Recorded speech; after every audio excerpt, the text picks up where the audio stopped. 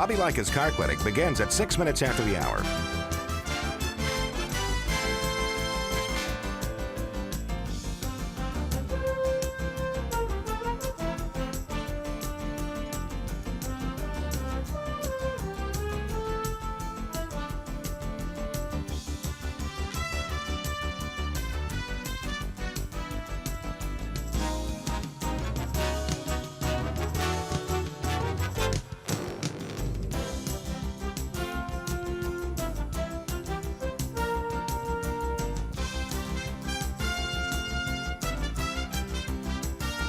Bobby Likis Car Clinic begins at 6 minutes after the hour.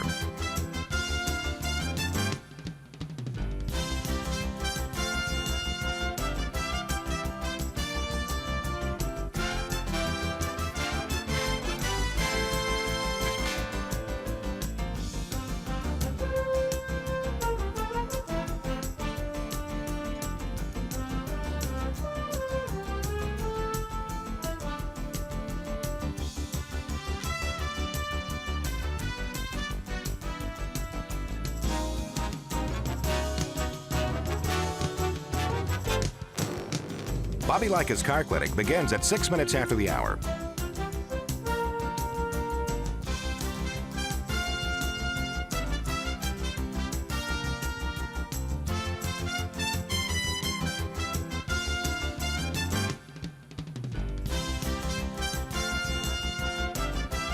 Bobby Likis Car Clinic begins at 6 minutes after the hour. Countdown to 3-minute mark. 5, 4, 3, 2, 1, mark.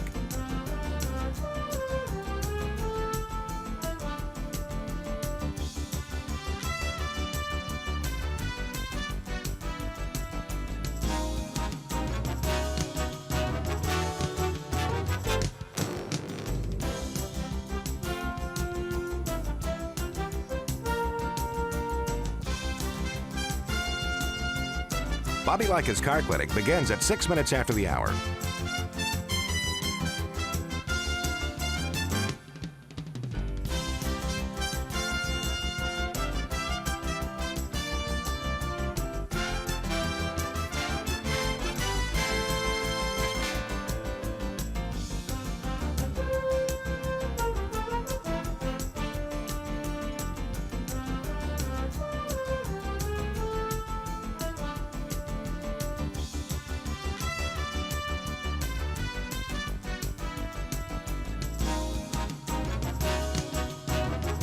Bobby Likis Car Clinic begins at 6 minutes after the hour.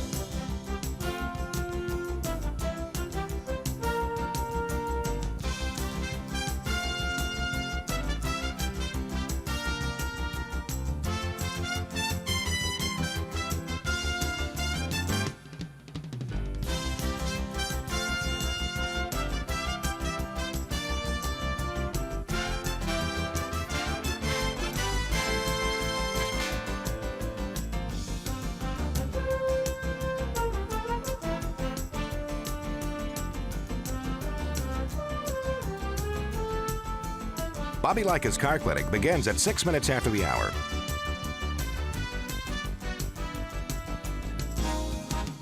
Countdown to 1-minute mark. 5, 4, 3, 2, 1, mark.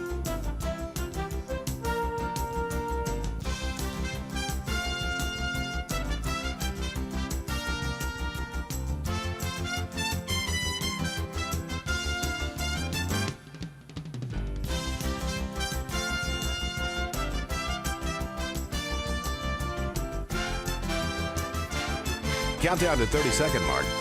5, 4, 3, 2, 1, mark.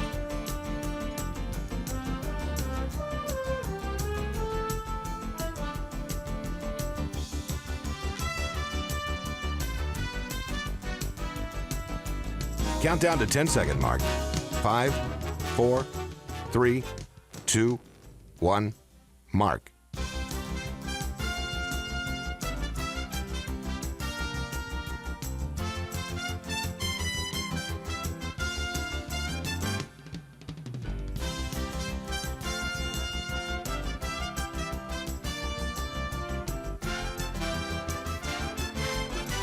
Welcome to Bobby Likis Car Clinic. If you have a car question for Bobby, call now at 1-800-264-5454, toll free from anywhere in America. And now, here's your host, Bobby Likis. And thank you, Marty White. Welcome to this edition of Bobby Likis Car Clinic. Going to have a great show today. We have a couple of reports coming up for you, one from Detroit and also one from one of our favorite affiliates, WNDB 1350. I was thinking of WCOA, which is 1370, which is our own hometown right here on the Gulf Coast. But if we go a little deeper into Florida and we go over to the east coast of Florida, then you have Daytona. And, of course, this is the big weekend for Daytona. We'll hear a little more about that coming up from Terry Saveston from WNDB 1150 AM there and 1340. I'll have to make sure that I'm correct there, FM. But for all of you folks around the Ormond Beach, Daytona area, a big welcome to this edition of Bobby Likis. You're going to hear your very own Terry and your reporter from your very own racetrack right there, the Daytona International Speedway, coming up. This segment of Bobby Likis Car Clinic is brought to you in part by O'Reilly Auto Parts. If it's time for vehicle maintenance, stop by your O'Reilly Auto Parts store for maintain and save days. O'Reilly Auto Parts has low prices on the parts you need: oil and filter, antifreeze, new shocks, even a new battery. O'Reilly Auto Parts, better prices every day. And Miss Jan will take your calls at 888-227-2546. We'll be back from Daytona coming up. This vehicle maintenance spotlight is brought to you by O'Reilly Auto Parts. Whether it's your oil and filter, battery, belts and hoses, or shocks and struts, maintaining your vehicle today will help you save money on costly repairs tomorrow. Well, our friends at O'Reilly Auto Parts can help you save today, too, with maintain and save days. Drop by O'Reilly Auto Parts for low prices on the parts you need to keep your vehicle running at its best. O'Reilly Auto Parts, better prices every day. O'Reilly. Don't miss the 4-day sale going on now through the 4th of July at O'Reilly Auto Parts. Stop in today and purchase O'Reilly Brake Parts Cleaner. DOT 3 brake fluid or carb and choke cleaner. Now buy one, get one free instantly. Now through the 4th of July only at O'Reilly Auto Parts. Better parts, better prices every day. Limit supply. See store for details. O'Reilly Auto Parts. I'm Bobby Likis, calling all technicians with 20 facts about ethanol. With 13.9 billion gallons of domestic ethanol production, America required 485 million fewer barrels of imported oil. When you think about all the reasons to replace foreign fossil fuels with American renewables, consider this quote by Secretary of the Navy Ray Mabus. Secretary Mabus says, "There are great strategic reasons for moving away from fossil fuels. It's costly. Every time the cost of a barrel of oil goes up $1, it costs the U.S. Navy $31 million in extra fuel costs. But it's costly in more ways than just money. For every 50 convoys of gasoline we bring in, we lose a Marine. We lose a Marine killed or wounded. That is too high a price to pay for fuel." I'm Bobby Likis, calling all technicians with 20 facts about ethanol. Brought to you by the Renewable Fuels Association. Drive to ethanolrfa.org. You're listening to Bobby Likis Car Clinic. P-Ricey Outfitters, I'm Tina. How can I help you? I'd like to place an order. Great. Which item? The cotton roll neck sweater, large. Okay. Periwinkle, Loden, or caramel? The caramel, please. The what? I'd like it in caramel. Oh, the caramel? Yeah, that's what I said, Tina. Actually, you said caramel when it's pronounced caramel. Can't we just call it yellow? No. Everyone knows the best part of a Milky Way. They just don't know how to say it. After all, it's our caramel. It's caramel. Ugh, that makes a Milky Way great. You start my morning, you stir in my soul, you warm my heart, make me feel whole. Your aroma calls me, it starts my morning, happy morning. Your name is Folgers Mountain Grow, now you're here. Your aroma helps me wake and the day is mine to take. The best part of waking up is Folgers in your cup.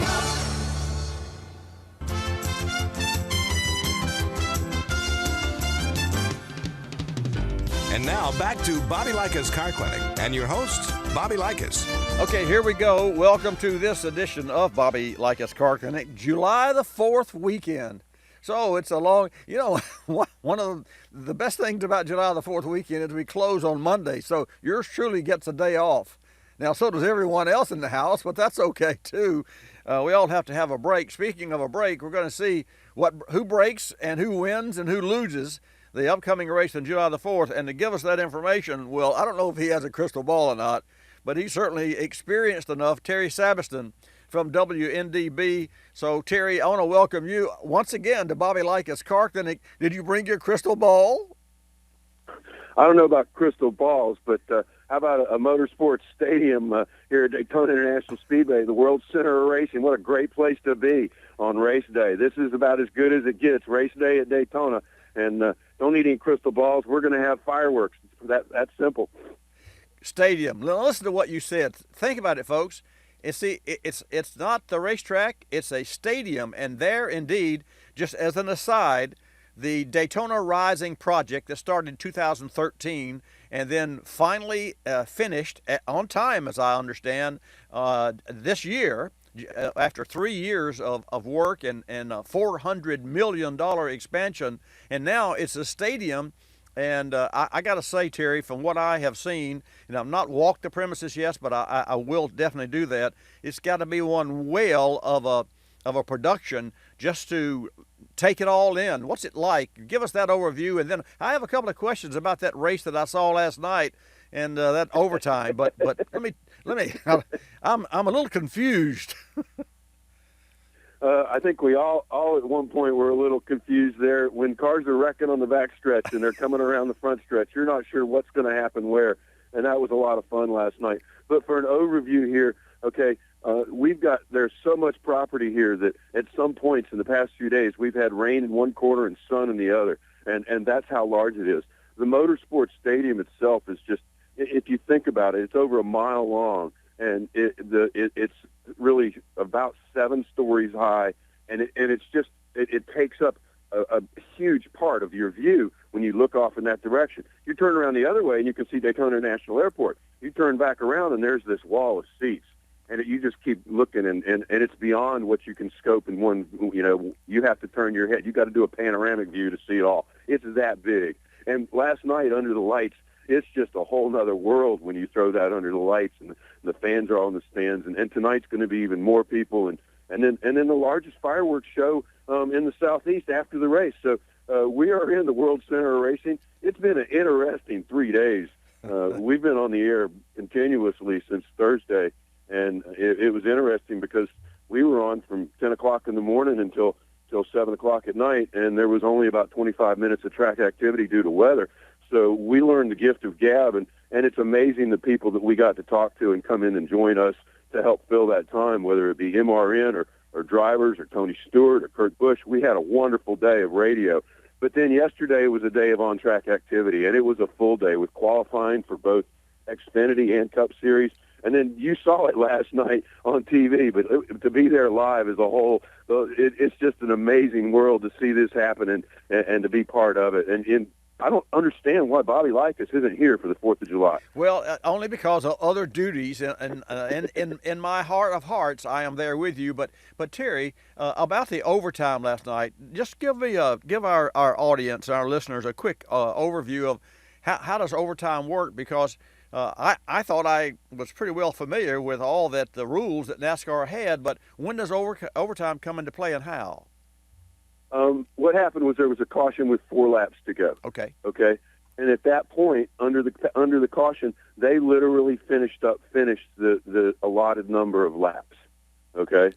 So at that point, they said, we're going to go into overtime. Now, when the green flag falls for overtime, if they make it to the line on the backstretch, we are done.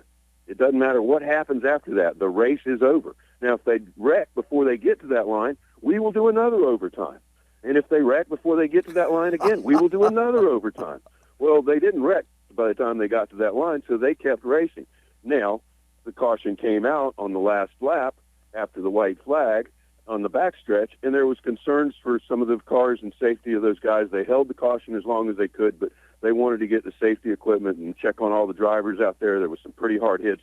And at that point, they said, we've got to throw the caution. Now, when that happens, they literally have tracking things across the track, but they'll take the video and analyze it down to who was leading at the instant that caution came on. And Eric Armarella just had really good luck and timing with him, and he was the winner. And it was down to literally fractions of an inch and timing on that light. And that's just, that's pretty exciting when you really think about it. Well, it really is. And then now, as you were explaining that, in my mind, the wheels were turning. I said, well, overtime, now we have double overtime. And that just, I think, adds another dimension, really, when you think about it, to the sport and to the sport not only of racing, but one of the things that I think the fans did not appreciate, not about now, but historically, was the fact that if you had, and I don't know when this rule went away, but if you had a caution and you finished the last 2 laps on caution, I mean, where's the climax on that? So is that what it's about? Well, a lot of those changes, I mean, if you go back in history, there's times we have finished under caution. And that's just not a good way, with the guys coming back at a slow pace in the winter. Right. So here was a way, and they had the green-white checkered, but we ran into some issues with that last year on restarts. They weren't happy with, there was wrecks on restarts that factored out that green-white checkered because, there was judgment calls there. Now they've got set rules. There's that line on the back stretch. If they have a wreck on the restart, they're going to say, all right, we'll do it again. They have another wreck on the restart, which we did in January or February. We had a couple wrecks on those restarts, or a year before, last year actually, not this year, and that created just an unusual situation there. And this was NASCAR's way of saying, here, wait a minute, let's be more definite in what we're doing. Let's make sure that we have put on a show for the end the best we can. Now, I got to give them credit last night because there was some pretty big carnage on the backstretch, and you want to make sure those drivers are okay. And you've got to make a decision. But that gives them they know once they make that decision, the race is over. And it was, you got to give these guys credit.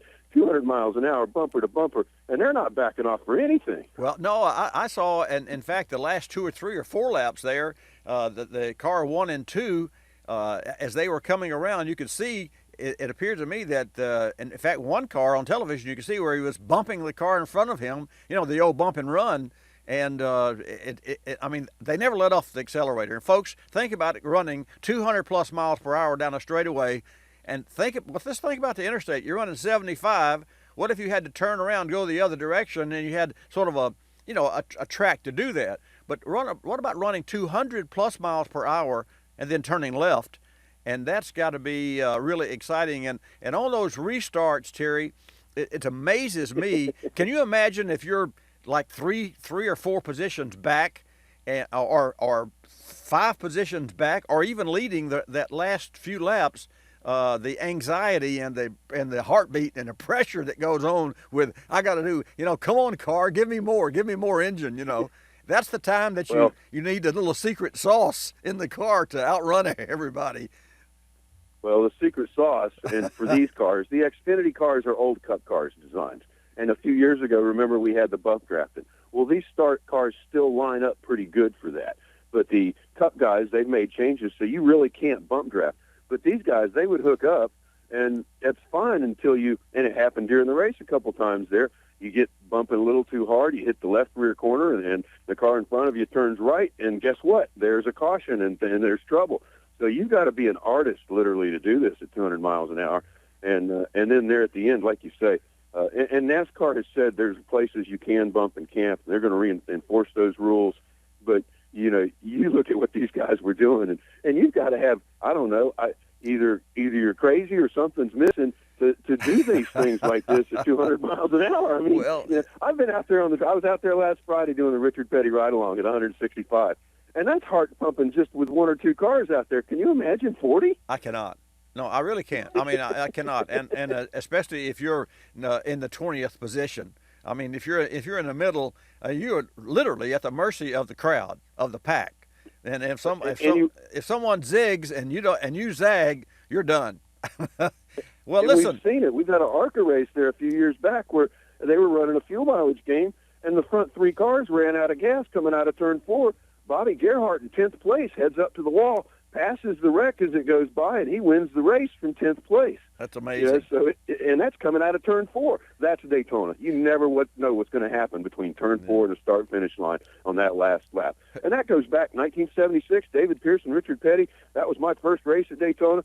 And right in front of me, Richard Petty hit the wall on that last lap. And I was like, he was my favorite driver, and here he was going for another win at Daytona, and him and Pearson are bump fender to fender, and it doesn't get any better than that. And that's what NASCAR wants. They want to put on a great show and entertain you and keep the competition level the level it's at or better. We got a hard break. I do have a couple of more short questions, so if you would, stay with us through the break and then come back. Folks, don't touch your dial. A little bit more of Terry when we get back. In the service bay this week, a 2002 Buick Century with intermittent misfire and stumble under load. The customer's already changed plugs and ignition coils along with fuel injectors and intake gaskets, but has the same problem. Our diagnosis? Heavy carbon deposits on the intake valve, causing fuel starvation and uneven power contribution from different cylinders. Carbon acts like a sponge, absorbing fuel and causing uneven fuel distribution and uneven power. The fix? New Fuel Pro Complete from Motor Medic. It works on both GDI and PFI engines. That's direct injection or port fuel injection. Dealerships charge upwards of $100 for this service, but Fuel Pro Complete from Motor Medic costs a fraction of that. And it treats both the air intake and the fuel system, and it's easy to use. You don't have to disassemble air intakes or worry about harming sensors. Visit FuelProComplete.com for more information, including a demo video and port locator with a list of vehicle makes and models. This Tire Maintenance Minute is brought to you by General Tire. Anywhere is possible with a Grabber line of light truck tires, born from competition. Thoughts of nitrogen probably take you back to high school chemistry. But did you know nitrogen-filled tires offer benefits their air-filled counterparts can't? Nitrogen-filled tires maintain a more constant pressure, as pure nitrogen is not as affected by ambient air temperature swings as is the mixed gas air we usually pump in tires. Constant pressure means better handling, less tire wear, and increased fuel economy. Additionally, since nitrogen suspends less moisture, the internally exposed part of your wheel is less susceptible to corrosion. Drawbacks? Not every repair shop has nitrogen. Another consideration is price. While air is free, nitrogen typically costs between $3 and $10 per tire. Drive to GeneralTire.com to learn more about the Grabber line of light truck tires. Anywhere is possible with Grabber. And for more details, visit GeneralTire.com.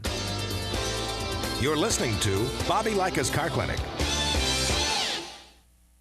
The airlines like to have sales. Summer getaway sales, holiday sales, winter sales. Truth is, at any moment, some airline somewhere is on sale with low fares to great destinations. Travelocity knows exactly what's going on, who's on sale, to where, and when, at over 700 airlines worldwide. We even have this nifty feature that lets you look at a calendar so that you can see exactly the days the great fares are available. Travelocity.com. Go virtually anywhere. AOL keyword, travel.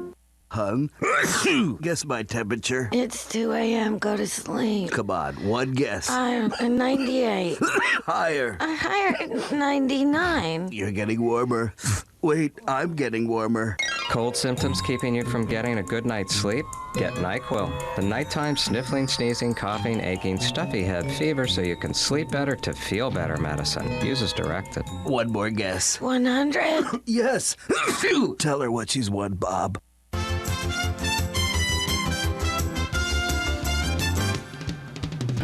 And now back to Bobby Likis Car Clinic and your host, Bobby Likis. And folks, I hope that you held on through the break because with us is Terry Sabiston from Daytona Beach and actually from the Daytona International Speedway in Daytona. Then I have just a couple of questions left over for Terry, and he was gracious enough to stay with us. And then we're going to Detroit and talk with Jim. So Terry, I have three questions, none of which are trick questions. But number one, one's easy, and that would be who's on pole, or has that been decided yet? Yeah, it was decided yesterday afternoon, and Greg Biffle and Carl Edwards are on the front row. Biffle's got the pole, and that's just it was awesome watching that yesterday. Qualifying is different at Daytona than it is everywhere else. You get to go out and lay down just the fastest lap you possibly can, and it all comes down to how well the crew and the team got that car and that engine is smooth and as fast as it can, and the driver's job is just to point it and go and hold it down and drive the fastest lap we can. And Greg Biffle came out, and you got to run one round where you get to the top 12, and then the top 12 come out and get to run another round. So 193 miles an hour for the pole, just unbelievable the speeds that they're running out here with the new cars and a little less horsepower and then the restrictor plates and everything. But, it was fun watching pole qualifying yesterday. And they had Xfinity qualifying, too, right before that, and it was the same process. And these guys get out there, and they just give it all they got for one lap and lay down just the hottest lap they can. And the thing about it is once they get in the pack, they're actually going to go faster than what they call qualified with one car by themselves. Right. And folks, just for you to know, with restrictor plate racing, a restrictor plate means that the engines are governed because there's a fixed venturi, there's a fixed mouth size. Like if you're running and you run out of breath, if you breathe through your nose and you're running, eventually if you run hard enough, you have to open your mouth to get extra air in. Well, with a restrictor plate, you don't get extra air. You get whatever NASCAR gives you, and as I understand, that's something like 29, 30 seconds. You've got 4 holes the size of a quarter that feed these engines, or actually restrict these engines. So 193 miles per hour that Terry just spoke of means the average speed. So that includes through the turns and what have you. So that's making hay. Now, the second question, no trick, but who would be your wild guess winner? Just your wild guess. Actually, Tony Stewart is on a roll right now, and it doesn't happen too often that you win the race before Daytona and you win Daytona. But if there's anybody who can do it, and there's anybody who seems to have momentum and attitude, Tony's on a roll right now, and Tony's been known when the hotter it gets, the better he drives. And it's going to be a hot summer night here in Daytona. And Tony it's his last season. It's his last race at Daytona. I couldn't think of a better way for him to go out of Daytona and do that. It's a wild card, but Tony Stewart could easily do it. Okay, my final question, and just the feeling that I get, and you may already have this: who would you like to win? Who would you prefer to win? Or have we already heard that name? And I'm not putting you on the spot, more or less. Well, if you really want my honest opinion, I was there in 1976 when the 43 didn't make it to the first place starting line. So, and the roots go deep with that Richard Petty. So, Eric Armarella, he went out and won last night. What a momentum to carry him into today. And that team has got to be really up and excited, and that would be to see the 43 back in victory lane. If you remember, the 43 has been in victory lane at Daytona with the rain when it got rained out a year or two ago. So for him to put that car back in and do it racing instead of the rain would just be awesome. Well, there you have it, folks. That's about it. That's as good as it gets. So Terry, according to Vegas odds, that my light's flashing over here, and the Vegas odds said that for Eric Almirola to win and Tony Stewart to come in second by a nose would be.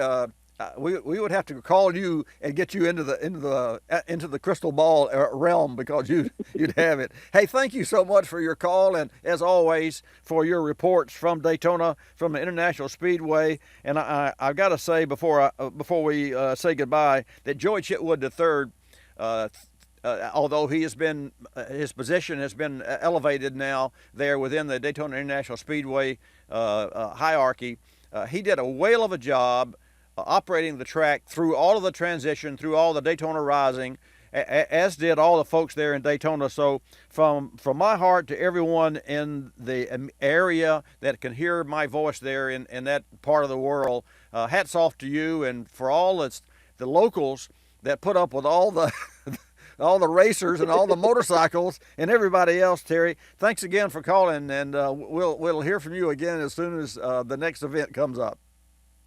Well, thanks, Bobby. And live from Daytona International Speedway, the World Center of Racing, the first motorsports stadium, Terry Savaston here, loving the 4th of July. If you're not at the track for this race tonight, you need to be watching it on TV, because this is going to be the biggest fireworks show for the 4th of July weekend. You got it. Thanks, my friend.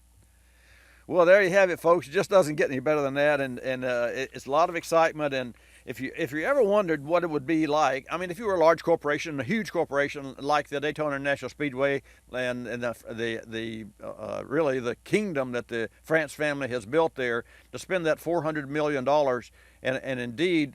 What that's done not only for Daytona and for the economy of Daytona and surrounding areas, but also for the sport. That it sets the bar, and the bar, I think that will be elevated.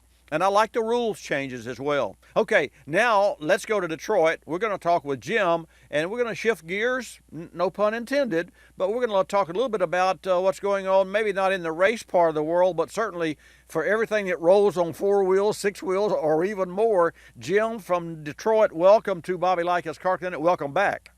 All right, I roll on 2 wheels when I bike, and I roll on 4 when I get in the car. You have a bike? You bike? You're a biker?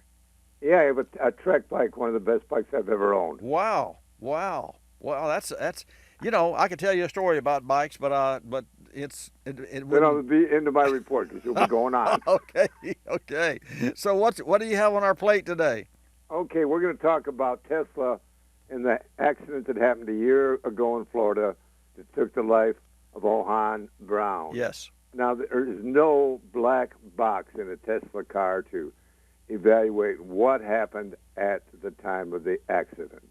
However, Tesla has backtracked the records of all people that chose to have an autonomous feature on their car, the pilot, to which they've got to pay $3,000, and then they can use it. And if they're told to use it properly, they're supposed to be alert, so when there's a warning or condition that they can either grab the steering wheel or do the brake on their own if the car is not responding at that point. Okay.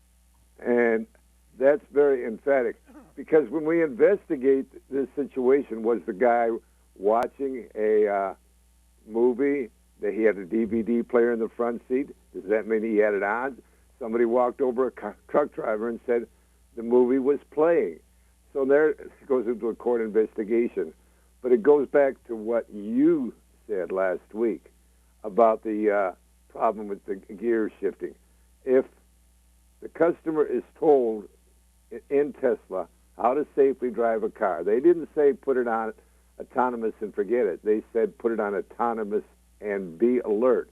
That's the conditions involved. So I think that's going to be a tight maneuver between the court and the driver, because if the driver didn't do what he was told and they have a statement that he understood what was told, that doesn't put the blame entirely on them. Well, I think, number one, quite candidly and personally, I think we are a society that are too quick to blame others for our own shortcomings. And from yours truly, one of of all the bad traits that I may have, one of the traits that I am most proud of is I take personal responsibility for every action. And I've been in several wrecks in my life, and with the exception of one, I was responsible for every one of those wrecks because I was driving beyond the control of the highway. Most of those wrecks happened in the rain, and one of them was just a minor fender. It wasn't even a fender bender. It was a roundy round in my Viper. I didn't wreck the car, but I bent a $1,500 wheel because I let the clutch out and the wheels were spinning. And I said, well, what fun this is. And I put it in second gear and did the same thing. Next thing you know, I'm going backwards. And but it was, and I was going 20 miles an hour, but it doesn't matter. It was my fault. So I would be the first to, and to that end, I rarely have seen a vehicle cause a problem. And the reason I say that is because we're in the trenches every day here, Jim, in our service center. So we're a triage. I mean, that's exactly what, and I don't wish to be that way, but that's just the way it is, because so many people drive their cars until the car forces the person to bring them in. And you know, on the hook, we're a AAA approved shop, so we see a lot of on the hooks, and some of those things are like alternators or batteries that go bad, or a compressor that blows up and stops the engine from running. Believe it or not, that happened twice recently. And so those are things that nobody could foresee. But by and large, none of the triage treatment that we performed on those AAA cars have been life-threatening. One lady had a blowout, and was in the wrong lane. She was in the inner lane, had to go all the way over to the right lane, so she had to fight her way over there. And she was a young lady, but I'll tell you what, she did a really great job, and the car was towed here. So the personal responsibility and being responsible for one's own actions, for me, it's top of the list. Granted, if there's an issue, like VW and their emissions, they knew what was going on. I have serious issues with that. And I don't want to get into that, but corporate knew what was going on. And there's some other things. The old Audi that was supposedly would self-accelerate, that was never an issue. I never saw one car, nor did I ever hear one car. So for me, I'm not saying that the driver was at fault or that Tesla was at fault, but I certainly would want to know what that driver was doing prior to that particular accident that cost the driver his life and could have cost you or me or our loved ones their life had we been on anywhere near that event there. We've got a hard break coming up, but I want you to stay through the hard break. I'll be here. Okay. Do you have a little short blurb that you can tease us with before the break?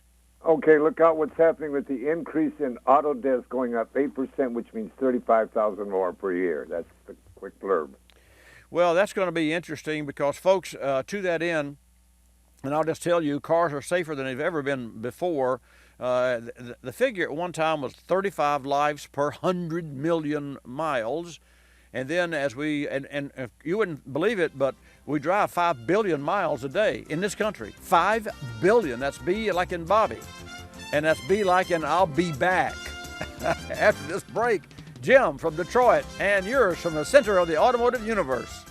Stant is the nation's leading manufacturer of automotive fuel caps, radiator caps, and thermostats. Stant brings their original equipment expertise to the Stant line of quality aftermarket products. Take fuel caps. Stant offers the only aftermarket fuel cap designed and manufactured with all the safety features of OE caps. A lost motion feature gives the cap handle some freedom to turn while maintaining a seal. A breakaway groove allows the cap to remain sealed even if some of the cap has broken away. Both are safety features helping prevent fuel leakage during a crash. Further, Stant locking fuel caps protect your vehicle from fuel theft and vandalism. Older fuel cap seals can leak over time, which allows fuel vapors to escape and can also affect gas mileage. Replacing your gas cap is an easy and inexpensive maintenance item for your vehicle. Drive to Stant.com to learn more. Stant, we work well under pressure. You're listening to Bobby Likis Car Clinic. Waking up can be a chore, but mornings knocking on my front door. Know just what I'll do. Put on a pot of Folgers brew. Mountain grown aroma hits the spot. Helps me give all that I've got. An opportunity to start out smiling and happy. The best part of waking up is Folgers in your cup. I'm privileged to be involved with Capstone Adaptive Learning, formerly known as United Cerebral Palsy, for over 25 years. Since 1953, Capstone has provided quality care programs for persons with developmental disabilities like autism, cerebral palsy, Down syndrome, and intellectual disabilities. Dr. Sherry White with her team are dedicated to Capstone's clients, and 100% of your contributions stay local to serve those in this community. Go to capstoneadaptivelearning.org to see the difference Capstone makes. If you're familiar with the Kulseford section of the newspaper, you probably understand this message quite well. You see, in the Kulseford section, everything gets abbreviated. Consonants, vowels, prepositional phrases, the very building blocks of our language are thrown right out the window. And that makes it difficult when you're trying to sell your car. You've got a limited amount of space to work with.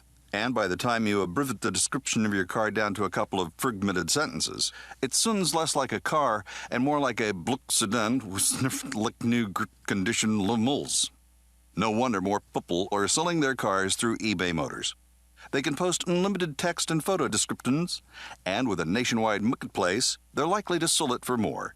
Plus, both parties can be covered by eBay's Vehicle Protection Program. Buyers are happy, sellers are happy, and no one's abbreviating. eBay Motors, a better way to sell your car.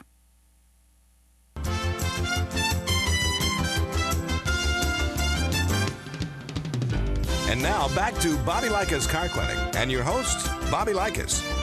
And welcome back to this segment of Bobby Likis Car Clinic. I wish you a couple of days ahead of time, happy July 4th.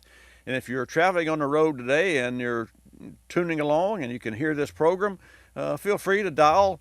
Miss Jan will take your call at 888-227-2546. That's 888 Car Clinic. We're talking with Jim from Detroit. And Jim, so you gave us a teaser, so now give us the rest of the story. Okay, Bobby, with the lower gas prices and more people on the road and a big holiday ahead of us, that's what's keeping the influx of 8% higher accidents on the road. And the fact that when it's the holiday weekend, people party, they drink. Maybe they drink one too many and they're on the road. These are all factors. And it doesn't matter if you had an autonomous car. If you drink and don't turn on the autopilot or choose not to when you shouldn't, maybe the autonomous pilot would be better than how you are after that one extra drink.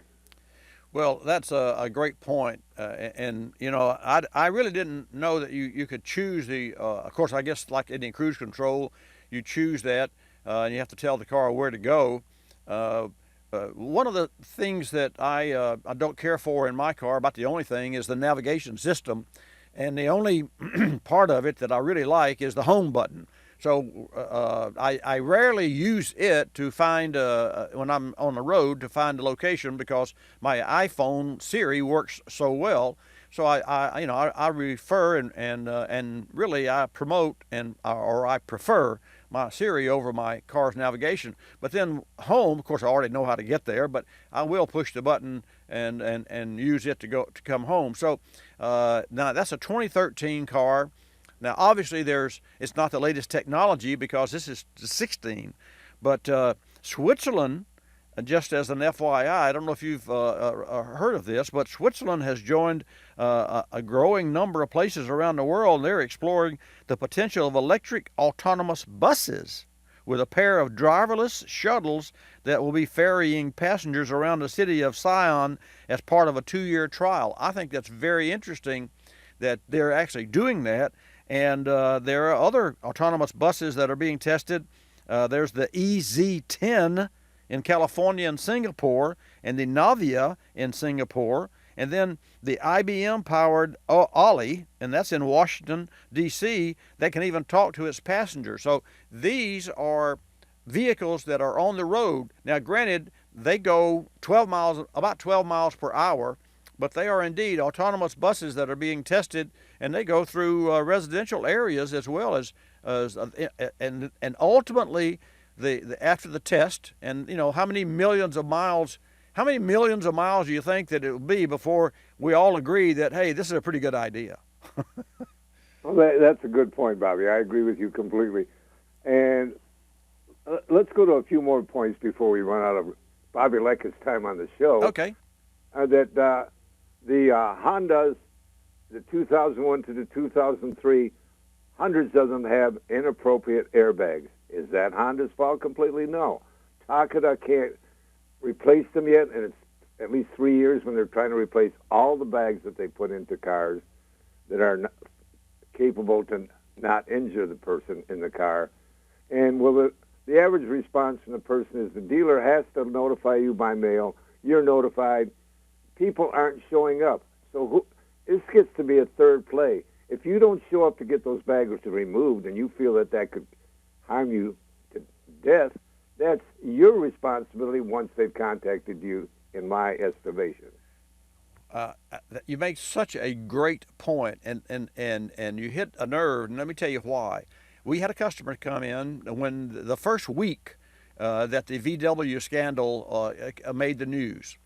And the customer came in, and the car that he drove was I think a Jetta. I'm not sure, but it doesn't matter. It was it was a diesel, and it was a VW car. And his comment to us was, and at that time there was not a fix. And of course, their fix that they have now is yet to be approved, so they're still ongoing.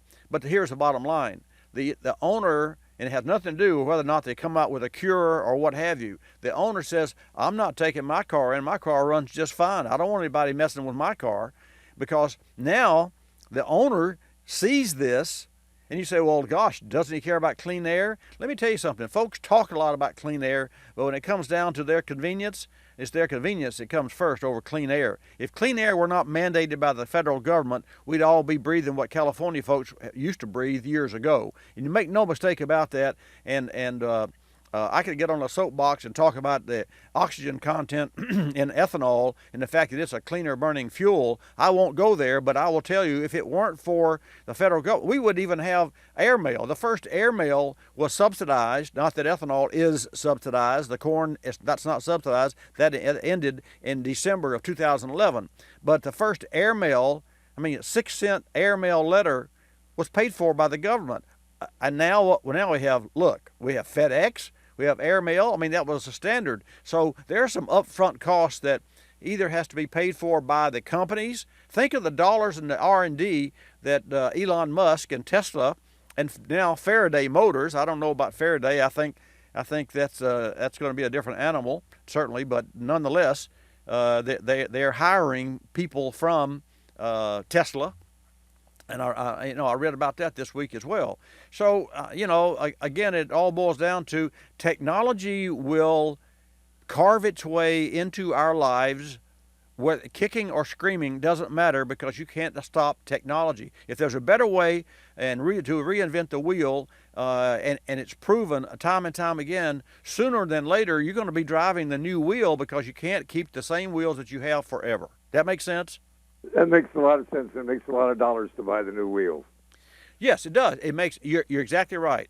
E-commerce and jobs and so those are the things that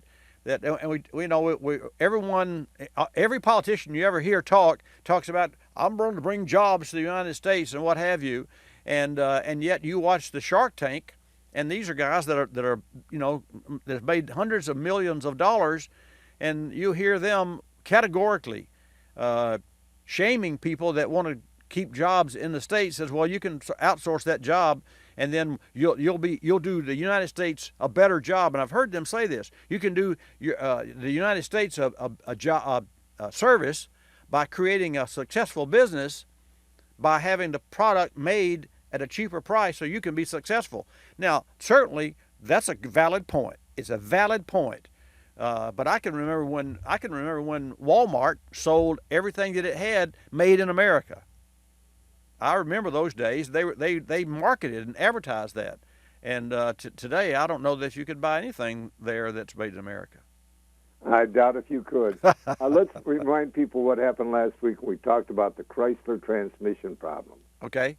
Now that has been updated to the fact that it's an electronic gear shifter, so it's not mechanical like the ones prior to it, and people are not really sure if they get in the park position. Until they make up their mind to have Chrysler explain it to them, adjust anything on it that needs to be, when they park their car, on the left they should press in the emergency brake so that their car doesn't slide down the driveway and hit them or somebody's child walking down the street. Makes sense to me. Maybe that's the problem. Makes too much sense. Maybe it's common sense that we're short of here. Well, Bobby, remember the common sense. This is the first time in 883 years we have 3 Saturdays, 3 Sundays, and 3 Fridays in the month of July. It may not happen again in our lifetime. The first time in how many years? 883. Well, I guess you and I will never live to see the second time. The next time. Guaranteed. Okay. Hey, thank you so much for all the information and for your call today. I tell you and Terry from Daytona, just what a pleasure it is. And for all of our listeners out there, we're going to turn the mic to you coming up. We still got plenty of time for you to get in. Miss Jan will take your calls at 888 Car Clinic. That's 888-227-2546. As always, Jim, great to hear from you. Have a great 4th of July to you and to your family, and thank you for all the information you bring to Car Clinic and its listeners. It's my pleasure, Bobby, to be a part of your show. Thank you, sir. Well, there you have it, folks. I'll tell you, it's just really great to be able to share information with you. And, you heard me talk about Switzerland and the buses that, but much like their projects that are already in the works. And an attendant, of course, will go along for the ride in the interest of safety, but the buses will be controlled remotely by an operator using, and the company's called Best Mile's autonomous driving software.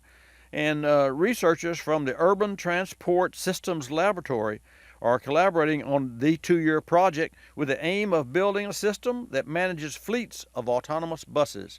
So, who'd have thunk it? I mean, you think about that. A bus, you get on a bus and there's no driver. I guess you tip your hat to the steering wheel. Is there a steering wheel? It's got to be a steering wheel. But it is a project. Sometimes I imagine, I'm sure that you do, that you're getting on a vehicle and there's no one there to support you or no one there to take control in case of an emergency situation. But by and large, emergency situations are created by humans. More than 90% of all the accidents, as I understand, are created by humans and not by just being in the wrong place at the wrong time. And you say, well, how can an autonomous bus or an autonomous car not do the same thing? I mean, being in the wrong place at the wrong time, and you can't put two vehicles in the same spot at the same time without having to crash.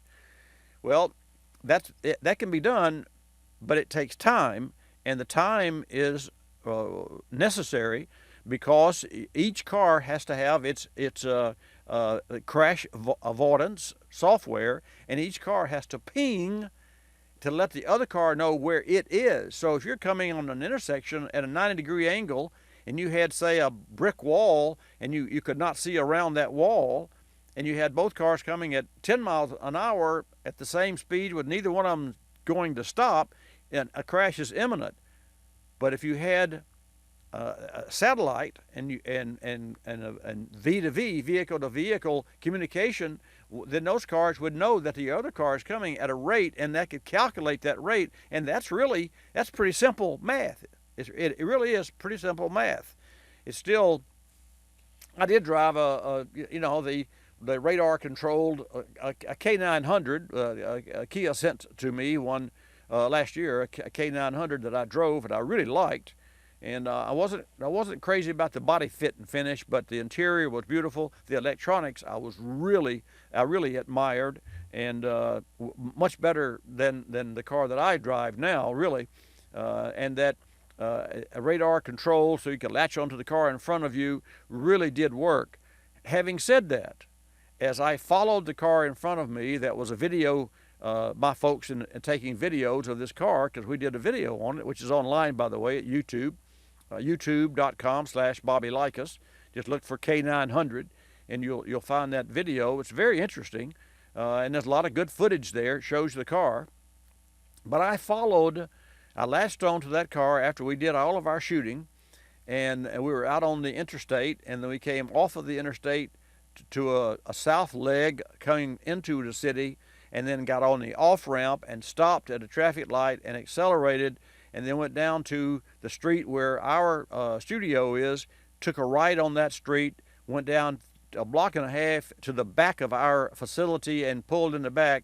And from the time that I followed that car and latched onto that car, my car, when I was driving the K900 and I was following our van that was had the film crew in it, I never touched the brake or the gas. Now, I steered the car, but I never touched the brake or the gas, even to the point that I stopped at the traffic light. And this was a 2015, it was a 2015 K900. So does that mean that car could drive itself? Well, with the exception of me steering, it did. It drove itself. And of course, the Tesla has the lane warning devices. Now, having said that, any vehicle that uses a lane warning device has to have definitive white lines, and if they're fuzzy or they're too far apart, they're hashes that are too far in a distance apart, then that can give a problem.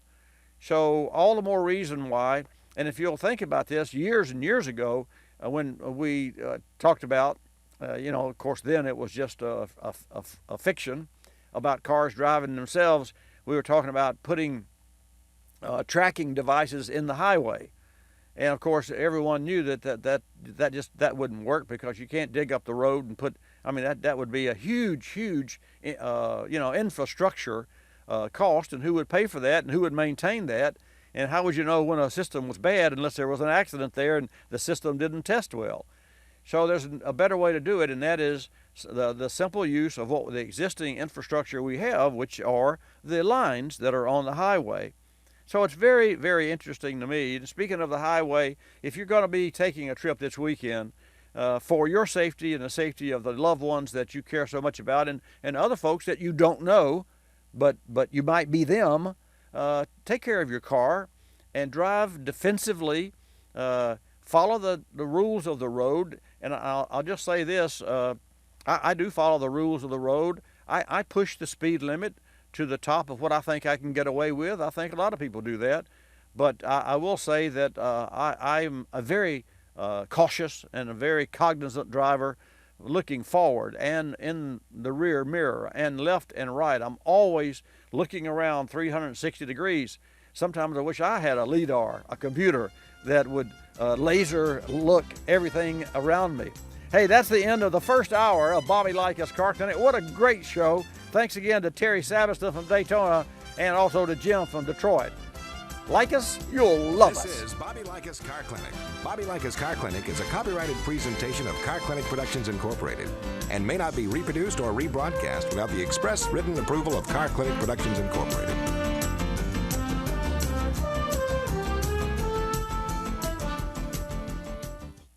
History's full of automotive breakthroughs, like the electric starter in 1911 and analog brakes in 1985. Now, Shell is proud to introduce another automotive breakthrough, Shell V-Power Nitro Plus Premium Gasoline, featuring an innovative additive package with patented technology. Shell V-Power Nitro Plus Premium Gasoline protects against all three main types of engine performance threats: gunk, corrosion, and wear. In conventional engines, Shell V-Power Nitro Plus Premium Gasoline cleans and protects intake valves and fuel injectors. In modern engines, it works in extremely hot engine temperatures to resist the breakdown of cleaning agents and protect against performance-robbing gunk. Shell V-Power Nitro Plus Premium Gasoline, proven in industry-standard tests and recommended by BMW M Series. Don't give your engine just any premium gasoline. Choose a breakthrough. Choose Shell V-Power Nitro Plus Premium Gasoline. Learn more at shell.com/US. You're listening to Bobby Likis Car Clinic. Bob, what's new? Last month I'm in Africa when this wildebeest charges me. We butt heads and he's history. After I pull my guide from the jaws of an alligator, I dig into some beef jerky. I get heartburn. I take out my Rolaids as I'm fighting off a wild boar. In under 10 seconds it starts working. Then the boar is bye-bye. My heartburn's gone. Rolaids starts working in under 10 seconds? You expect me to believe that? It's true. Rolaids starts neutralizing acid in under 10 seconds. ROLAIDS spells relief. Use as directed.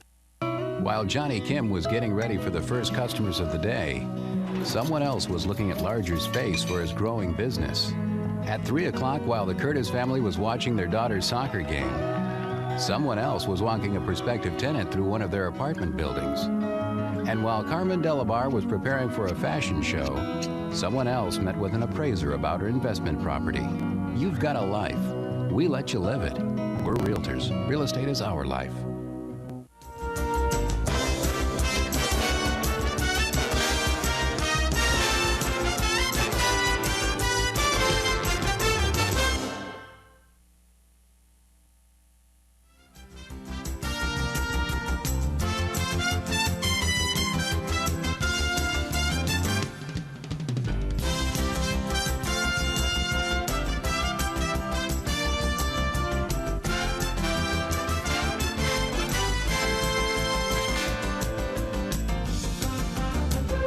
Bobby Likis Car Clinic begins at 6 minutes after the hour.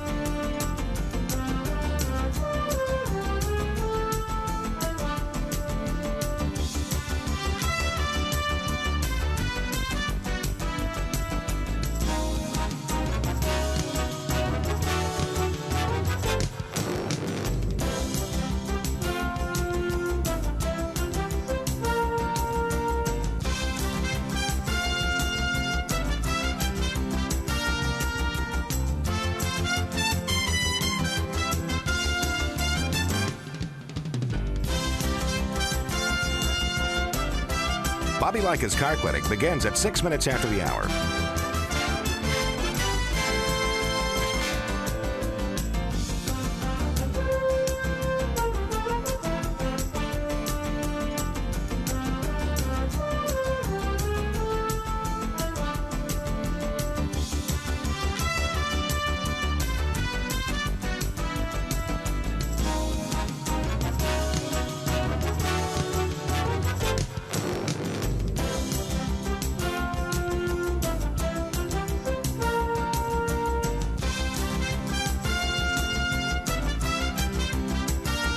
Bobby Likis Car Clinic begins at 6 minutes after the hour.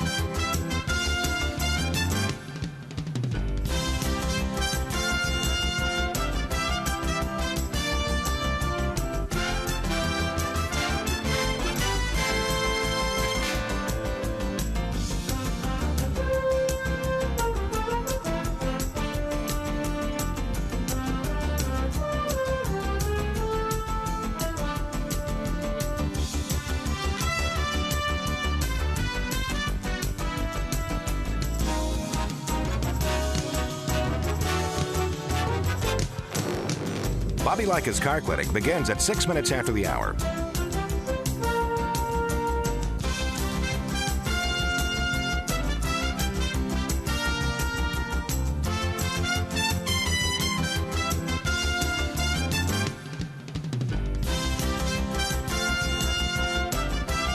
Bobby Likis Car Clinic begins at 6 minutes after the hour. Countdown to 3-minute mark. 5, 4, 3, 2, 1, mark.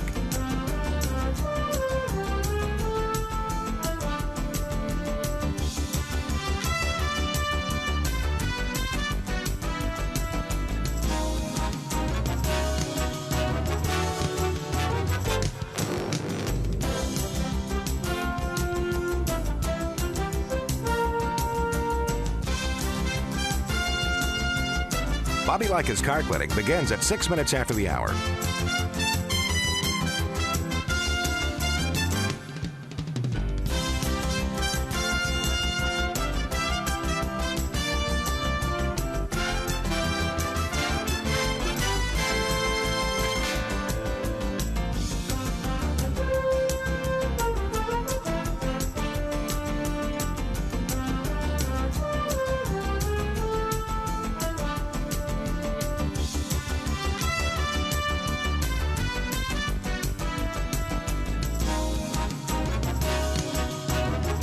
Bobby Likis Car Clinic begins at 6 minutes after the hour.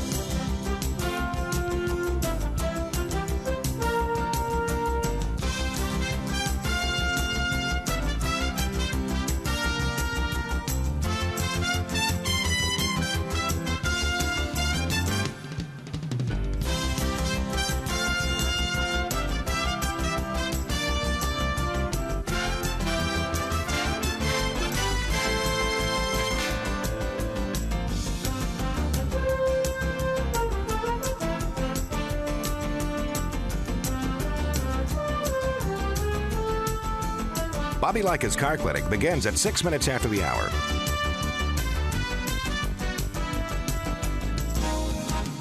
Countdown to 1-minute mark. 5, 4, 3, 2, 1, mark.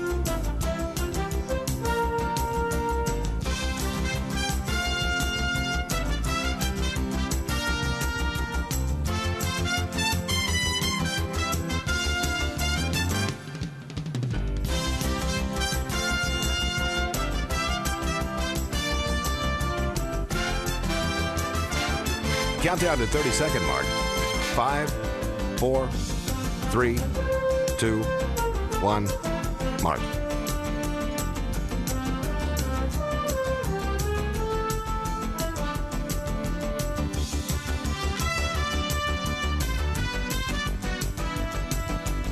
Countdown to 10-second mark. 5, 4, 3, 2, 1, mark.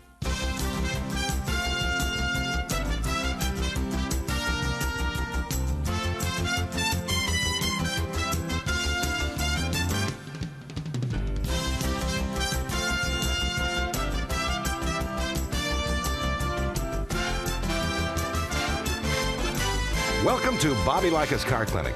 If you have a car question for Bobby, call now at 1-800-264-5454, toll free from anywhere in America. And now, here's your host, Bobby Likis. And thank you, Marty White. Welcome to this hour of Bobby Likis Car Clinic. You know, if you had asked me right at 25 years ago if I would still be coming to you every Saturday, and we are live, by the way, coming to you from the center of the automotive universe, our studios that were designed by us to fit a certain place in our under our 15,000 square foot automotive service shop were built by and supplied by our dollars, but built by Acoustic Systems in Austin, Texas.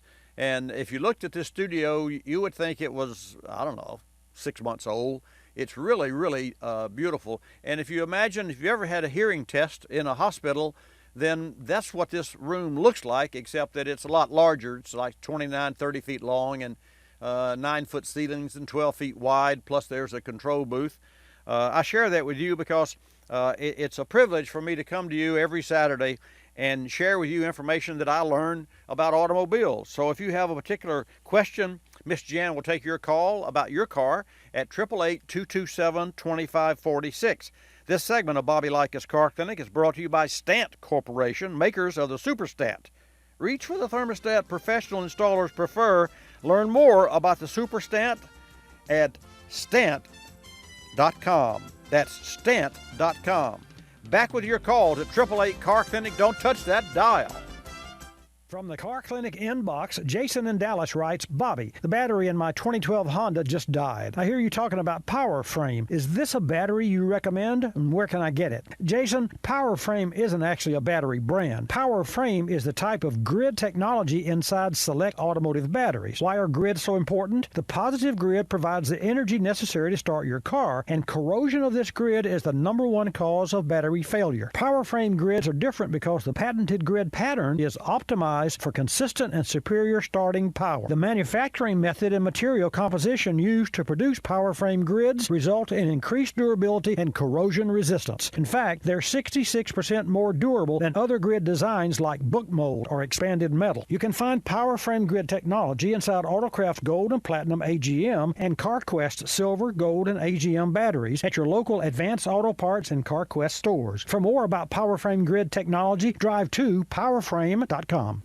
Katy Perry may sing about hot and cold, but fluctuating temperatures in your vehicle's engine is a serious matter. Running too cool beats up oil, which can shorten its life cycle. Running too hot can lead to an increased load on internal components and subsequent breakdowns. Or worse, your engine could physically shut down, dump coolant, and damage the engine. Stant is a leader in vehicle thermostats and proud makers of the Superstat. Conventional thermostats continually open and close to achieve proper operating temperature. This floods the engine with coolant. The Stant Superstat thermostat has a unique V-notch, non-linear design that reduces cycling by precisely metering the amount of coolant needed to maintain proper operating temperature. Stant's Superstat features a heavier gauge stainless steel housing, and the Superstat's heavy-duty springs help return it to a closed position to prevent cold running. Pick one up, and you'll feel the difference compared to other thermostats. Stant Superstat thermostats come with a limited lifetime warranty. Learn more at stant.com or find them on Facebook.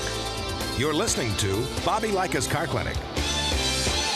Another lending success story from LendingTree.com. Car dealers like playing games. They play percentage points, they play markups, but I don't like playing with my money. So I got my auto loan through LendingTree.com. I filled out one simple form, a marketplace of banks and lenders competed over it, and I got 4 offers back within hours.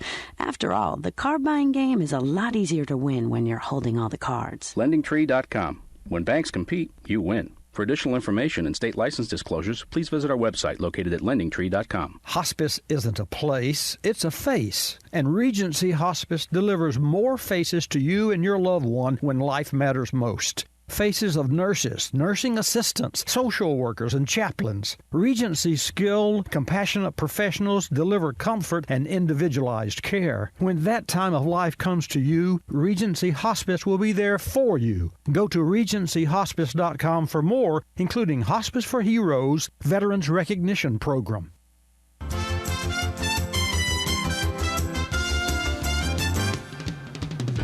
And now back to Bobby Likis Car Clinic and your host, Bobby Likis. And welcome back to this segment of Bobby Likis Car Clinic. I want to remind you, and I should have done this earlier in today's program, that next week is cruise night in Kearney, Nebraska. And although it's named Cruise Night, it's really a cruise weekend, and it's a 3-day event with loads of fun and all those cars that go there, 500 or 600 cars. It started out probably with 5 or 6 cars, local cars, and now they draw cars from all over the nation. Wouldn't surprise me if they didn't draw cars from overseas. But the bottom line is Brad Kernick is going to be with us, and our friend Jerry is also going to be with us from Kearney, Nebraska next week. So, mark your calendars and tune in, and you'll hear what's going on there. And even if you're not like we had earlier today, a report from Daytona on the Coke Zero, which is this Sunday, the big race coming up from the Daytona Stadium, and it is a stadium. Even if you're not into race cars and you just want to talk about your automobile, certainly that's where my life is focused. I love race cars. I love the technology. And I built engines for rear engine dragsters, and we used to race rear engine dragsters, but there was a time that I had to either choose to work my business or to race cars, and it seems that I didn't have the financial wherewithal to race the cars, but it sure was a lot of fun, but it was expensive. But I can tell you, I learned so much from the mistakes that I made. And I learned a lot about fuels. I learned a lot about stroked engines and compression ratios and those sorts of things. And I applied what I learned to my job. And so these days I find that I do that even more so than I ever have before. And so some 50 or 60 hours a week, my Car Clinic Service pre-repair team, we service, we repair, we perform pre-repair, which is the prevention of repair. Services on our customers' cars, those that are proactive and understand that you can spend $1 for changing the fluid out on the transmission, and then if you had to replace the transmission, it costs you $6. So for every $1 you spend to prevent a repair, and it's called predictive maintenance. Prevent maintenance, I'm not sure about the term preventive maintenance because that's what it's booked as. But, people think, a lot of car owners, and if you're guilty of this, then I'm pointing the finger at you. If you think changing your oil and filter and looking at the tires or putting tires on the car when they're bad and replacing the brakes when they're bad, if you think that's all there is to maintenance, then you will have a surprise coming. And to that end, we have a call from New York. I'll take that call next, but during today's hour, I'm going to share with you which car models cost the most to maintain.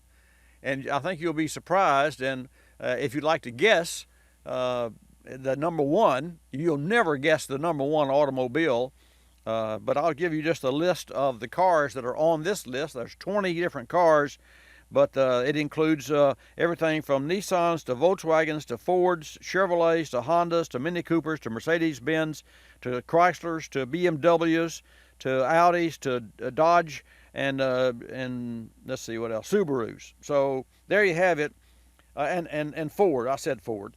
So almost all brands of cars, but I have a list based on total maintenance cost over 10 years now. That list of which car models cost the most to maintain. If you think you know, Miss Jan will take your call at 888-227-2546. I think you'll be surprised at what the number one car is at the most to maintain. Then I have some other trivia too, that the lowest maintenance cost car as well.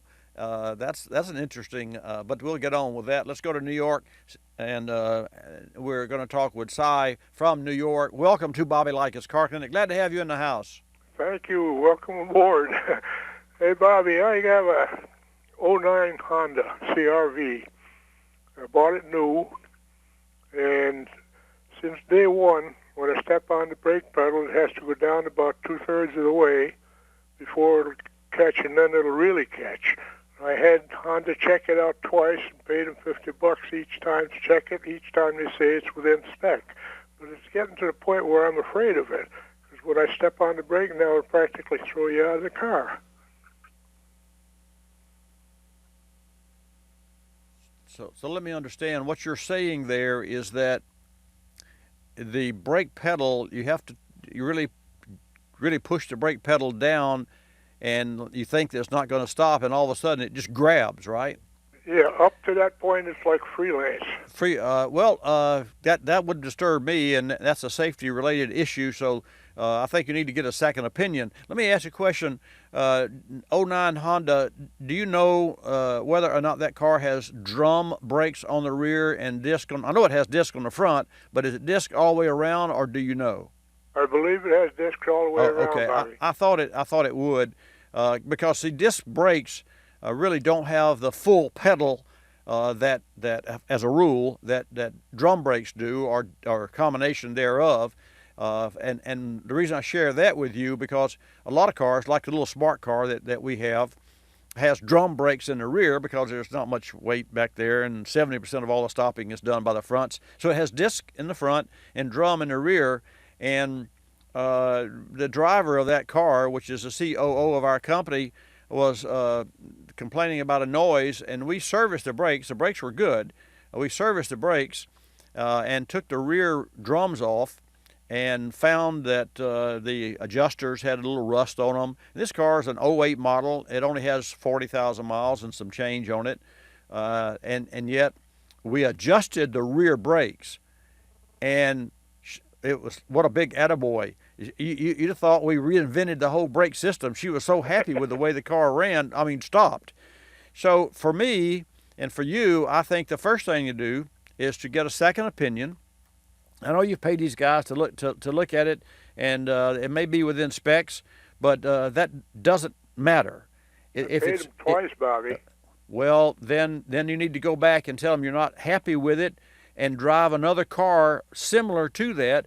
And there are a lot of Hondas around. I'm sure if it's a Honda dealer, there are a lot of Hondas around.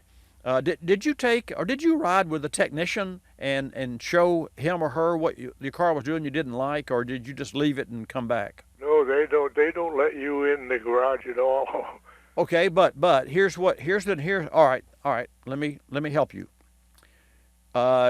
Wait till about 10 o'clock on any given morning, because from 7:30 till 10, shops are like triage. That's where all the cars come in after the weekend, and they're getting their week started off, and it can be helter-skelter, and it's always more to do than you have people. And then about 10:30 or so, things start to calm down in service shops, and that's true for any service shop. So for better service, I would call. And I would. Do you know a George or a Bobby or a Bill, or do you have any connection there with the service folks at all? Have you talked to the same? A salesman. Well, he or she doesn't count. You stay away from the salesman, because the salesman works the front side, the shop works the back side, and there can be a little dissension there. I can tell you that. So the worst thing you could do is say, well, George sold me my car, and he said that you guys will take care of everything. Well, automatically, George has probably told 100 people if he sold 100 cars the same thing, Yeah, so leave George out of it, whoever George is, and talk with the service desk person, and just walk in there. And the first person that smiles at you, walk up and says, I've got a problem and I need your help. And just wait. I did that twice already, Bob. Yeah, you sound like a nice guy to me. Well, I'm a 93-year-old retired watchmaker. A watchmaker? Oh, Yep. I have so much respect for you. I love watches, and that's the only thing. when at a youngest age possible, I took things apart, and I put them back together. And I found an old lawnmower in this home one time that was a self-propelled rotary blade lawnmower. Wow. So it was very old, and it was very big. And I found it in the basement. And I will tell you, I took it all apart, put it back together. I even used the same gaskets and the same rings. And after about 150 pulls, I finally managed to get it to run. Wow. I wish I'd known a little bit more. But the only thing I could never get all the parts back together were clocks and watches. And my folks used to make fun of me and said, yeah, you know, and of course now I have stations that make fun of me. In Lakeland, you ask the general manager there, ask Bobby what time it is, and he'll tell you how to make the watch. So I have a great deal of respect for you. So I say go back and be persistent and tell them you're not satisfied and you want a technician to ride with you. You got it? Yeah. Should I talk to, see, I know the owner. Sure, why not? Why not call him and say, I've got an issue, I don't want to be a pest, but I need your help. And by all means, that's your next direction. And just be your normal self and you'll win. And folks, don't touch your dial. I'm Bobby Likis, calling all technicians with 20 facts about ethanol. E15 as a choice at the pump benefits engines of today's EPA E15 approved vehicles. The first gas station offering an E15 alternative to drivers of light-duty vehicles, model year 2001 and newer, opened its E15 pumps to consumers in Lawrence, Kansas in July 2012. I'm Bobby Likis with 20 facts about ethanol, brought to you by the Renewable Fuels Association. Your vehicle's fuel pump pushes gasoline to the engine, an important step in keeping you on the road. If a pump fails, replace it with a brand you can trust. Delphi covers 9 out of 10 vehicles on the road and is backed by a lifetime guarantee. Delphi fuel pumps simplify your repair with smart, durable parts to get you back on the road fast. When it comes time for repair, remember with Delphi parts, it's not just quality, it's Delphi quality. Learn more at DelphiAutoparts.com. In the service bay this week is the 2014 Ford Escape. The customer is complaining about poor acceleration and a pinging sound under load. This vehicle features a turbocharged engine where everything works at an extreme. There are no fault codes, but multiple pattern failures about using high-octane fuel for carbon deposit issues are known factors. Using regular octane fuel can lead to even bigger issues because carbon deposits on this engine are a real problem. Our recommendation? New Fuel Pro Complete from Motor Medic. Fuel Pro Complete is a professional fuel system cleaning kit that's easy for DIYers to use. It's a simple 2-step system and takes just 5 minutes. Most fuel system cleaners only clean through the gas tank. Fuel Pro Complete also cleans through a vacuum line, bypassing intake sensors to avoid any potential damage. The result? No more rough idle or acceleration hesitation. Improved power and performance. Visit FuelProComplete.com for more information, including a demo video and port locator with a list of vehicle makes and models. You're listening to Bobby Likis Car Clinic. Telephone tip from Geico Auto Insurance. When calling Geico to switch your car insurance, you will not need acetaminophen, naproxen, indomethacin, ibuprofen, a cold compress, an on-call acupuncturist, or any other pain remedy. In 15 minutes, you could save 15% or more. If it were any more painless, you could do it in your sleep, which is theoretically possible since we offer complete 24-hour service. Call 1-800-947-AUTO, 1-800-947-AUTO. Geico Direct, the sensible alternative. When you purchase the latest TV, tablet, or smartphone, don't forget to do the right thing with your old ones. Recycle them. The Consumer Technology Association and its members are making recycling your old devices as easy as buying new ones. Just go to greenergadgets.org, type in your zip code, and you'll instantly find the recycling location closest to your home. You'll also find recycling tips, like asking the store where you buy your new TV if they'll haul away your old one. Don't let your old tech tools clog your local landfill. Just visit greenergadgets.org.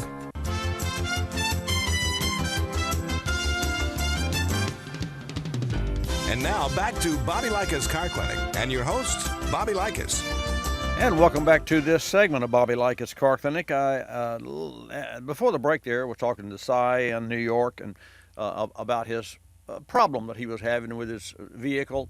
And the problem wasn't necessarily as much with the vehicle as it was with the service provider. And, as he said, he's as you could tell and you could hear on the phone, a nice gentleman he was, and he paid them each time to check the car out, and they can't find anything wrong with it. But what he didn't do, and I share this with you because you can make sure that you do this when you feel like that someone, whether it's a new car dealership or an independent or a chain store, and you just, they tell you there's nothing wrong with your car, then ask them to ride with you, and you show them what your car is doing that you don't like. Now, granted, a lot of times, and we get this very often, and that's when a car has erratic behavior. And the car just, every second Tuesday, I mean, you pick a date. When you least expect it's when the car acts up.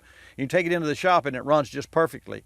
That's a real challenge. Some of the reason that happens, folks, let me explain this to you, is the way you drive and the way a technician road tests your car are not one and the same. Therein lies the problem. Part of the problem. I mean, part of the problem is the fact that the car doesn't act up. If you had a flat tire, I mean, we could all look at the tire and say, yeah, it's flat, all right. I mean, but that's not that simple. That's too simplification there, oversimplification. But the bottom line, when you've got a issue with a vehicle, and you know more about your car than I. Now, I know more about cars than you, but you know more about your car. Not that you know about the workings or what have you, but you know what the car drives like, what it feels like, when it's normal, because you've put those miles on the car. You know when something's wrong. You may not be able to verbalize that, but that's okay. That's not your job anyway. Your job is only to take your car into a service shop and say, here's what my car is doing that I don't like, and here's what it's doing that did not used to do, and I don't feel safe in the car, or what do you think? Now, granted, when you have a car with 100,000+ miles on, 150,000 miles, Chrysler vans are one of the worst because I own one. I did. I gave it away. But it was a great car for 150,000+ miles. But it had some suspension knocks, little subtle clunk, clunk, clunk. And I spent a lot of energy and effort and dollars chasing those, and I never could fix them. I think it was where ultimately, I believe it's where the subframe bolted to the unibody, because I didn't replace those bushings, but I replaced all the motor mounts and I won't go through the litany of things that I did replace on it. And everything that I did made that vehicle better. And let me tell you what I did. I went about it methodically. I would replace, if I found a bushing, I'd replace those pair, left and right, only. Even if I saw another bad part, I'd replace those and see what it drove like. Then I'd replace something else and see what it drove like. And because I wanted to categorically know how I eliminated the noise that was bugging me. And I was not able to eliminate that noise after replacing every part that I replaced was necessary. I mean, the rear shackles were down to the metal. And so, it wasn't rocket science. You replace them. But all that did was make the vehicle stand up a little taller because it had the rear springs. But the noise wasn't coming from there. So, again, if you've got a particular problem in your car, then you definitely want to road test that car with a technician. Say, here's what my car is doing that I don't like. And by the way, if you can guess which car model is at the top of the list, I'll send you a Car Clinic gift pack. Would really be way cool. Which car models cost the most to maintain, and this is the total maintenance cost over 10 years. So I've given you the names of cars, and I doubt you could come up with a car that's not on the list, although I don't see Cadillac on the list. That's not on the list, but so that's one that won't be. So let's take a call from Stan and talk with Stan. Stan, welcome to Bobby Likis Car Clinic. As always, glad to have you join us. Well, thank you very much. It's good to be on the show, Bobby. Thank you, sir. I am enjoying the show as usual. And, I often pick some things to do maintenance-wise on a Saturday morning so I can listen to you. So I kind of defer some stuff. I say, okay, I'm going to have this little spot, and I can listen to Bobby and do this thing. How cool is that? So you're a part of my weekend or Saturday morning on a regular basis, and I certainly appreciate it. I was just thinking the other day, the young fellow was doing some work on the house, and he had a hose that had a leak in it in his vehicle, and I showed him how to put the coolant into the radiator. He'd just been putting it into the overflow. Oh, yeah. So, and but I said, now, when you find that hose, I said, replace them all. And I learned that from you, and I did that myself. I said, because they're all the same age, and if you don't have to go through this more times and more times, it's just whoever replaces that hose told me. And he came back, and he was just smiling. He said, yeah, and they also found out that it was leaking on the alternator belt, and they tightened that, and now it's not hard starting, and it's on and on. He says, ready for another 100,000 miles. Well, I don't know if that's true. Well, I don't know if that's true, but you know what? You're right. One part of an automobile does affect the other part, and we have a methodology that I created years ago, and it's been really a godsend. We have what's called red, blue, and green. And when we do like an annual inspection on a car, we'll always list the red, which that means like if a water pump's leaking, that would be red. And then blue would be the belt or valve cover gaskets that were leaking oil, but wasn't causing a problem, but you put the belt on there because you got to take the belt off to get to the water pump anyway. And then green would be maybe the brake fluid has never been changed, or maybe the fluid in the transmission had never been changed. So those are like maintenance items that need to be performed, and it would save you money, but they were not triage. They were not in the immediate or emergency situation. But you wouldn't dare replace a water pump without installing new coolant and servicing the coolant system, because a water pump works in a violent, really, when you think about a water pump and the heat and the spinning over and the pressure and the cold, I don't really see how parts on cars, for me, Stan, as much as I think I know about cars, hoses under the hood of a car that are 300 degrees and then go down to 0 degrees or in our neck of the woods, 70 degrees or 60 degrees at night, and they do this over and over again.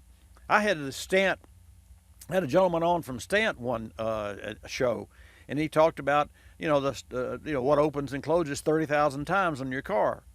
I was trying to figure out what he was talking about. What opens and closes 30,000 times, or 30 times, or 300 times, 30,000 times, and he was talking about a thermostat cycling, and thermostats are constantly cycling depending on the load of the engine, and if you're towing, you produce more heat. So with the more heat, the thermostat opens a little wider.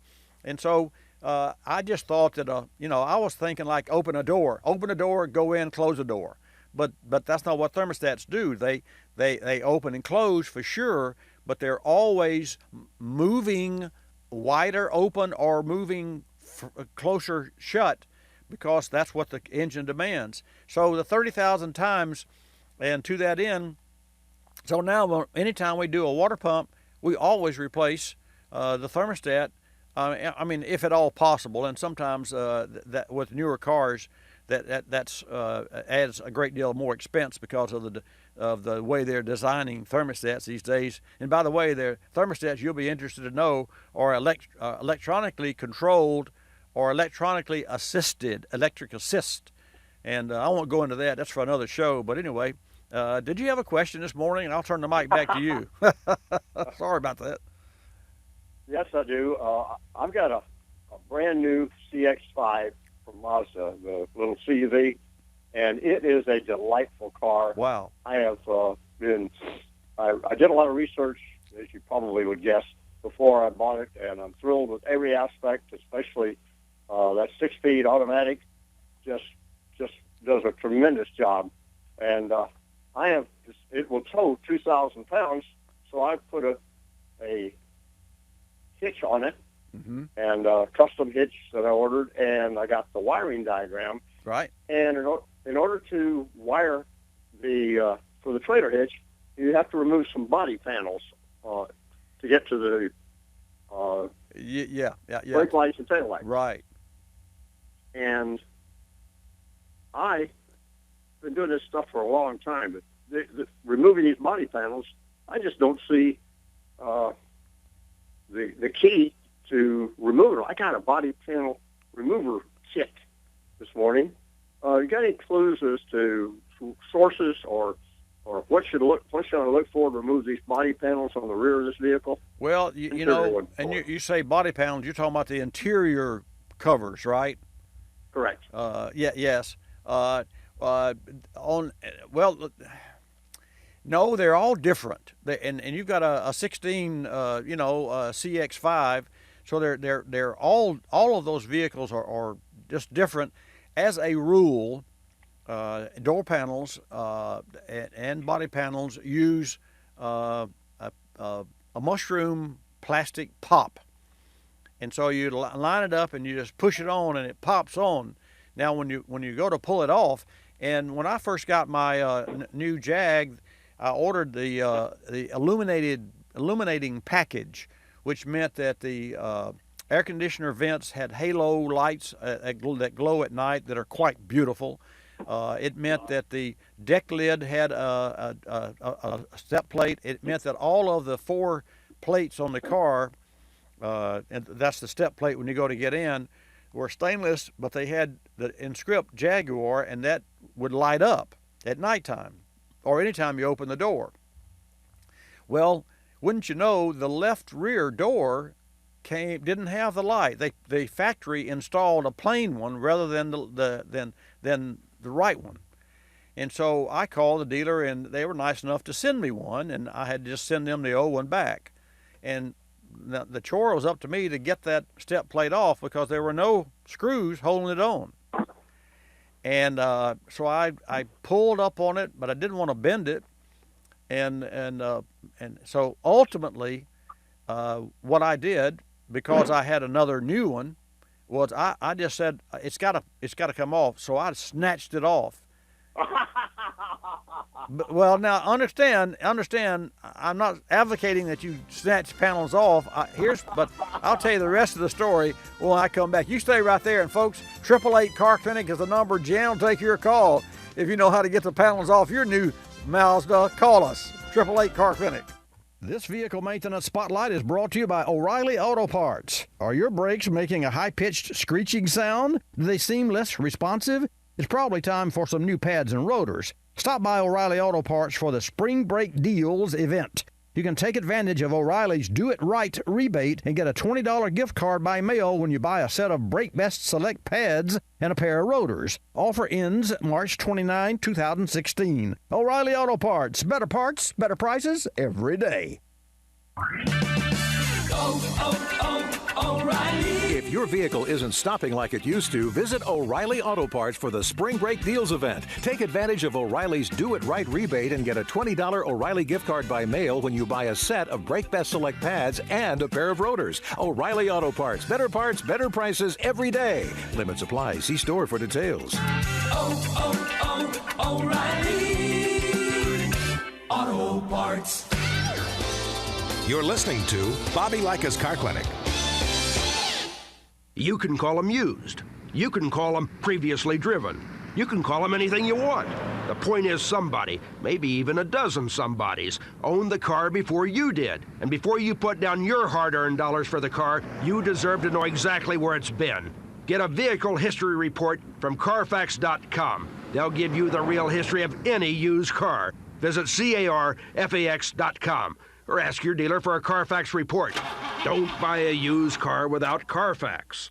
I, Dennis Walker, pledge allegiance to the roof. I know it'll be clean. I know it will be comfortable. And I know that if the phone rings when I'm in the shower, I can just let it ring. For I have voicemail. Red Roof Inn, one room, under budget, with free cable and local calls for all. 98% of Red Roof guests are so satisfied with their visit, they plan to come back. Now that's not just loyalty, that's allegiance. For reservations, call 800-RED-ROOF. We're a land of cynics. We don't believe anything anymore. You know why?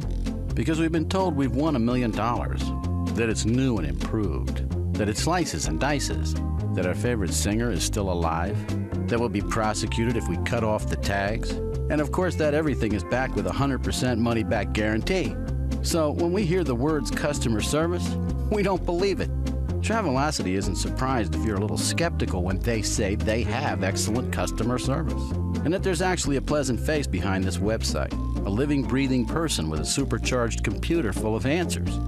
Someone who's willing to help when you get lost, and most of all, someone that will actually pick up the phone when you call with a question or a concern. Customer service is just another example of how Travelocity puts you in control of travel. Chances are you'll never have to use it, but it's good to know it'll be there if you need it. Travelocity.com. Go virtually anywhere.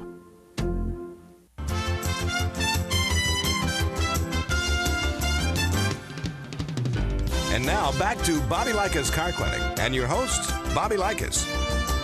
And welcome back to Bobby Likis Car Clinic. This segment of Bobby Likis Car Clinic is brought to you in part by Power Frame Grid Technology. Batteries may all look the same from the outside, but it's what's inside that really matters. Get a battery with the technology to be stronger and more dependable. Look for the Power Frame logo on the outside, which means you have true strength on the inside.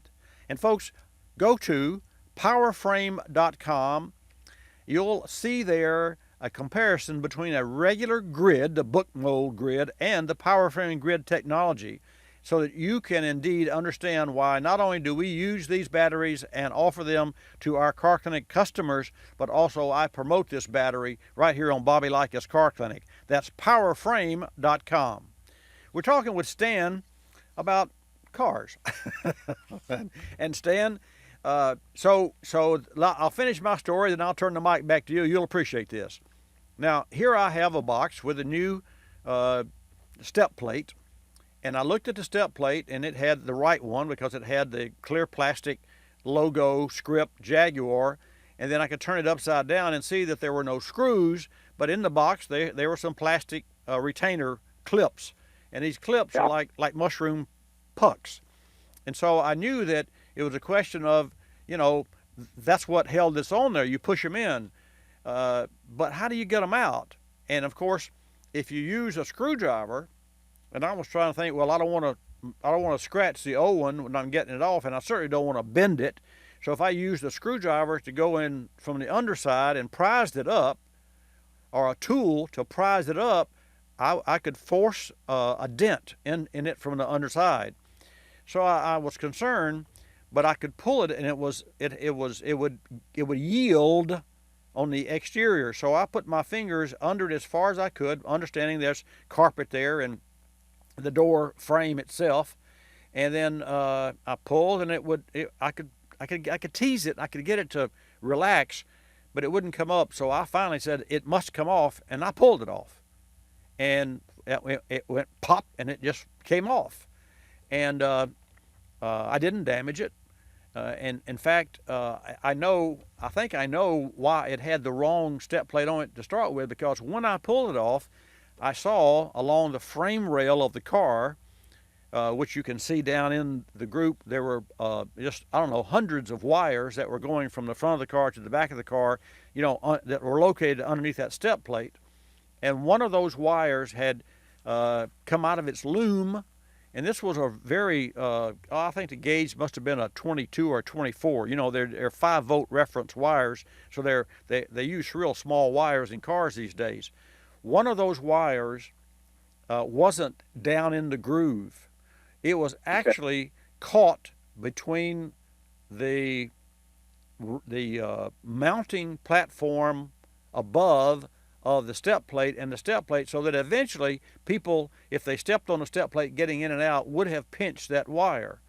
And I took a picture of that just for my own edification and own satisfaction, and then I tucked it down in there, and then lo and behold, there was the wire that fed the lights on the new one that I put in, and I put it in, I lined it, then I pushed it evenly, and it popped into place.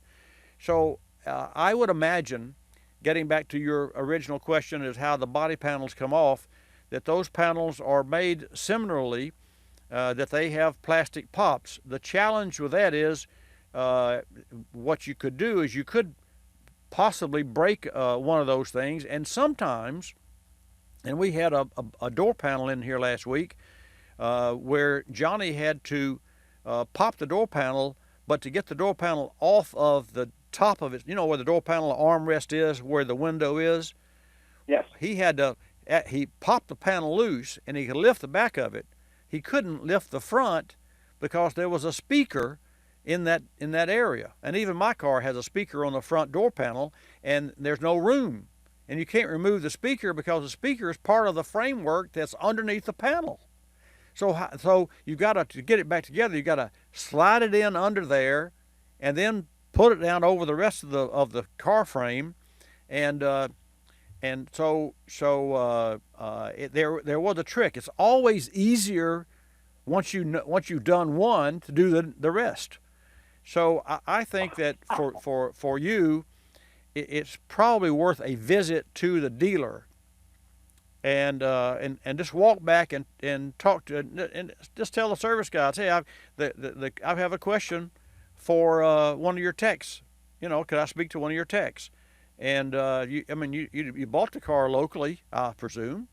So I did. Yeah. So I think great dealer service. Okay, then I think by all means you should walk back there, because here's a challenge. You may pop it off on the bottom, but it may have a cleat where you have to lift it up to get it off the top. So if you tried to pull it off the top, you'd break something, whereas if you pull the bottom, you know, you see what I'm saying? In other words, if you hung something over a drip rail and then you put a screw in the bottom or put a pop in the bottom, you'd have to undo the pop before it would over, because you got fingers over a drip rail. So that's what I believe that you've got there, and it's the safest way to do it. And I'll tell you something, the taillights of cars these days usually have a couple of Torx screws that hold the inside. And I watched Johnny again the other day replace a bulb, and he zipped out the 2 screws, and then he commenced to prising with his hand the whole taillight assembly, and it was cleated in, you know, tongue and groove into the exterior of the car, so that when the hatch door was shut, it was a SUV, when the door was closed, you couldn't even see the screws that held it in. So he opened the door, took the screws out, and that only allowed the inside to be loose, but it allowed the outside to slide, the whole unit to slide out like you pull a drawer out. But if you didn't know that, you might try to pull out where the screws were and break that drip rail, because you had to pull it straight out and not from the inside at an angle, if you know what I'm saying. You know, I do know what you're saying, and you probably can imagine I've broken my share of stuff. Yeah, so have I. To avoid that. So I think that's what I would do. I would check with one of those guys, or you may absolutely check any database that I have. I have a question of you now. Okay. Which car models cost the most to maintain? I'd say Mercedes-Benz. Well, and that's number 4 on the list. Number 4. BMW. That's number 2 on the list. Oh, no. Yeah, that would have been my I would have guessed, I would have guessed Audi, but that's number 8 on the list. But you'll appreciate this, Stan, and since we didn't have anyone that, well, I'm going to leave the question open, so I'll tell you folks what it's not. Answer, and then I'll win. If I told you the answer, somebody, that wouldn't be fair. That wouldn't be fair. Okay. Okay. Be fair. Well, anyway, it's not a BMW, although BMW 328i was second on the list at $15,600 in maintenance cost over 10 years. Mercedes-Benz was number 4 at $14,700 over 10 years. Nissan Murano was $14,700 over 10 years. So number 3 and number 4 are tied, and this was a Mercedes-Benz E350 and a Nissan Murano, and they've had some serious transmission issues with those cars. By the way, one question before I let you go: your Mazda, does it have a CVT transmission, or does it have step gears? Step gears, 6 of them. Great. I'm so proud of that. I really like that with what they're doing with transmissions these days, and I've got some information on the new Ford, and I'll share that soon. Anyway, hey, thanks again for always love to talk with you, and for the information that you bring, and just the discussion is always a pleasure. Happy July the 4th to you, Stan. Happy July the 4th. Thanks for letting me on. Bye-bye. Bye. 888-227-2546 if you think you know which car model costs the most to maintain. It's not a BMW, although it's close. It's not a Nissan Murano, although it's close. Mercedes-Benz, although it's close. So there you have the 3, and it's not an Audi, which was number 8. You could have fooled me. Recently, I mentioned to you the Diablo Sport. And Diablo Sport is a company that, well, they didn't invent the onboard computer programs. They just know what makes them perform better. you can go to Diablo Sport. That's Diablo, DiabloSport.com, and see for yourself. And I'll tell you, you're going to hear more about this company. They're a force to be reckoned with in handheld programmers for Ford and General Motors vehicles. What's really great is everything they produce, and one of their products is a Predator tuner, is made in-house, in their house. And while you're on Diablo Sports' site, read their reviews from real people and real users like me and you, and get an idea of what they could do for the gas mileage and the performance of your car or your next car. That's DiabloSport.com. Diablo Sport, Diablo Sport.com. We'll take another call coming up. I did want to share with you trivia. Oh, Scott. Okay, this is great. Scott, welcome to Bobby Likis Car Clinic. Yes, how are you today? I'm fine, sir. How about yourself? Well, I'm a little under the weather. I have a broken wing. I have slip and fall, but I'll get over that. Oh, well, good. Yeah, good luck with that. The lady that you spoke with, Miss Jan, had the same thing happen to her, and she is doing really, really well. And she's a fast healer, I'll tell you. She was in an accident. Oh, I'm sorry, Jan. I wasn't supposed to tell anybody you were in an accident. Not about her arm, but recently with her Hyundai, and she totaled her Hyundai, and she was back at work 2 days later. I mean, she wasn't driving, but she's back in the house.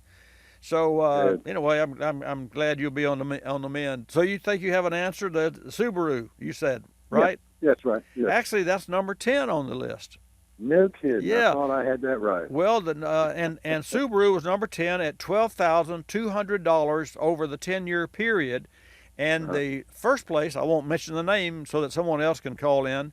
The first place, the dollars are $17,100, and the number 2 was the BMW 328i at $15,600. This is over 10 years. Right. So I'm really blown away, and it is an American-made car. Yeah. So anyway, well, thank you much. Well, thank you much. Thanks for calling in. Happy 4th to you, sir. And to yourself. Okay, I want to share with you some information about Ford's 2017 F-150. And you know, what else could be new about Ford? You know about the EcoBoost. You know that more than 60% of all sales of the F-150, which bucked the trend really, are 6-cylinders. I mean, you know, if you'd have said that 10 years ago, that'd be sacrilege. If you had an F-150 that didn't have a V8, well, there's something wrong with you. But now, if you got an F-150 that doesn't have an EcoBoost V6, something's wrong with you. So, but here's the big news. They actually, the latest generation 3.5 liter EcoBoost, which is an option, has added 30 pound-feet of torque to its output. But here's the real news. This will mate with a new 10-speed automatic transmission, which gives extra performance and can capitalize on the now best-in-class torque values of the new engine. And think about it. Why does the car, you know, there are 3 overdrive gears in a 10-speed transmission. Think about it, 3 overdrives.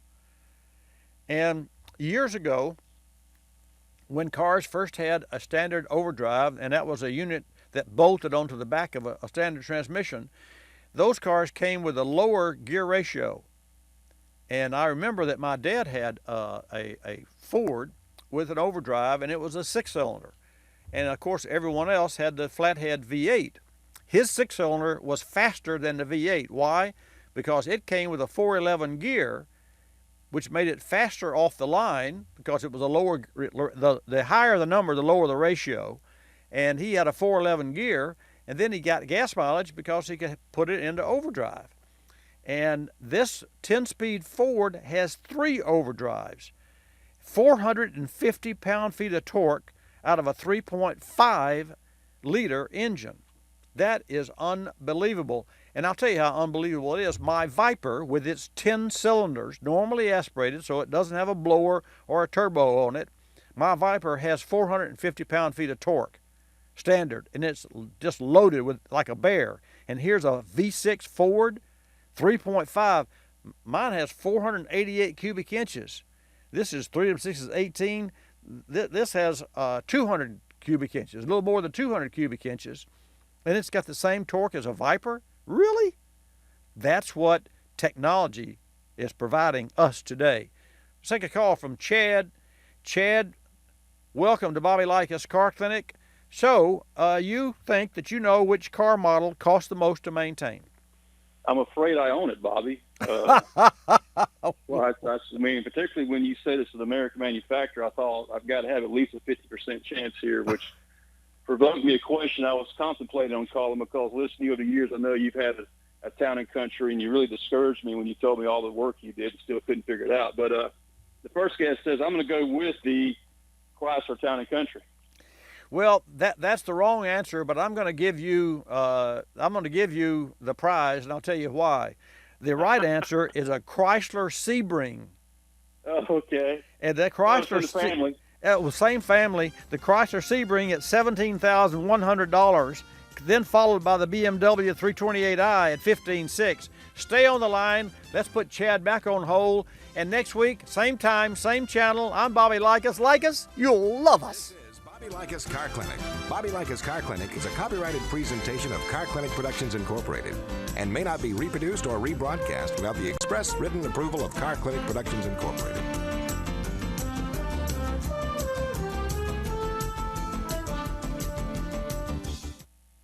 I'm Bobby Likis with today's Answers Fueled by Shell. Natalie asks, lots of gas stations say their product helps clean the engine. Is that true? Let's hear from Shell Fuels Technology Manager Jim Macias, who has 25 years experience in automotive fuels technology. All gasolines contain the minimal amount of cleaning agents required by EPA. However, this may not be sufficient to prevent the buildup of deposits that can occur in as little as 5,000 miles. And low-quality gasolines meeting this standard are not able to remove pre-existing deposits.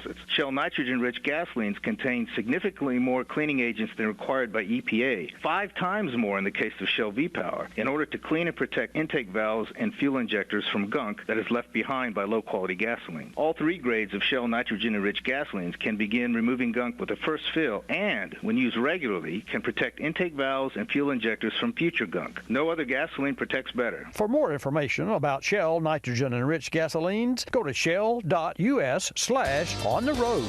You're listening to Bobby Likis Car Clinic.